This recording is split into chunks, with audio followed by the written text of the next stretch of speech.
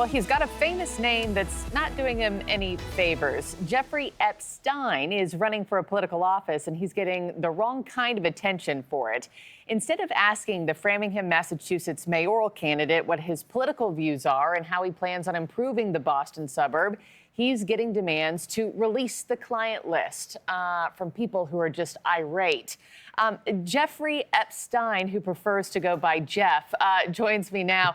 Jeff, a pleasure to have you on the show. I've been eager to talk to you all morning long. Just for starters, what have the last few years been like for you in sharing this name with the disgraced financier? Oh, that's never been a problem because, I've never been very visible publicly. So, it's just like there are actually a bunch of Geoffrey Epsteins around the States, and I'm one of them. There's one in Chicago who's a lawyer, I think. So, it doesn't hit you until, you campaign, your names become visible, and then the lunatics appear Yes. on Facebook. The loonies are out there. I can also confirm that. You're very, front and center now with your race for mayor.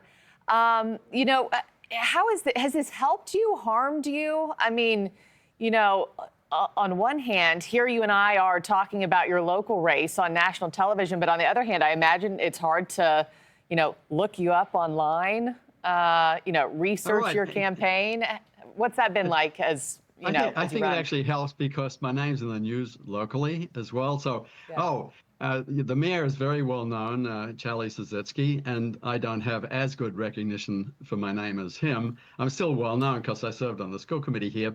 But actually, I got a donation from an Australian in San Francisco yesterday. So I'm in the national news, so it's energizing the Aussie network across the United States. So if they all donate to my campaign, then I'll do pretty well because the mayor's got a lot more money than I do. Well, yeah, again, here you and I are chatting this morning.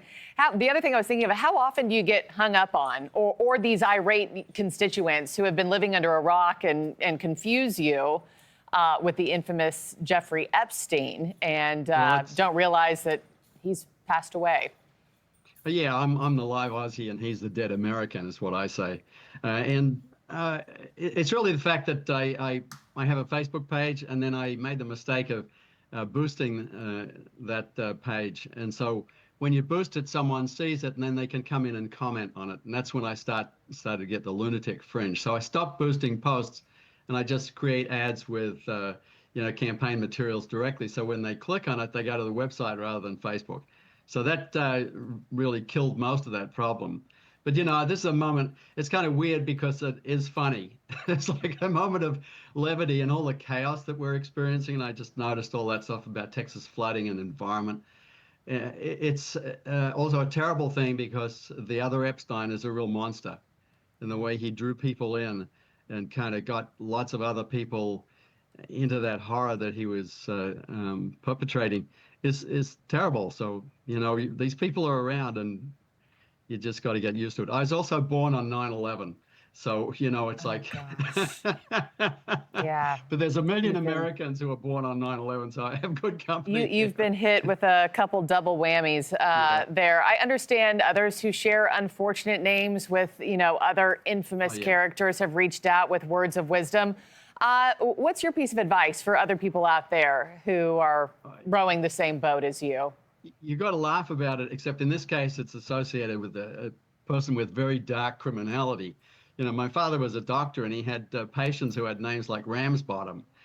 So I mean, you run around in life with that kind of name, it's permanent. I think if I had that name, I'd change it. But my name, I'm pretty proud of because, my uncle flew in Pathfinder bombers in the Second World War, 67 missions over Europe. My father was a doctor. He was a great guy, served in Port Moresby in the Second World War. I got a good family. These are good people. Yeah, and you can't let the darkness win. Not at all, and particularly in this time. You got to absolutely retain a sense of humor and a sense of drive. And in fact, in all of the chaos that's going on right now, it helps me a lot to run a campaign here to try and improve the local school system and help immigrant children because the mayor took money away from their education. I got in the fight on that. And the other thing, noticing all of this environmental stuff, everyone should be putting solar panels on their roofs because it captures the heat out of the sun, turns it into electricity, and so you kind of lower the weather threat. Yeah. And Framingham's done a terrible job in the last 4 years. The the city, the mayor didn't put any new solar installations into the city, while 2,000 homeowners here have got solar on their roof, including me. You're So fighting for a that's lot one of of the other big change. things. We got to get going with environmental action. Yeah, So, fighting for a lot I mean, of change in right. Framingham. And I got to end you've it got to there. laugh. Thank you for a moment of levity, a laugh this morning. Jeff Epstein, thank you Thanks. so much. We'll be following the appreciate race. it. Keep us posted.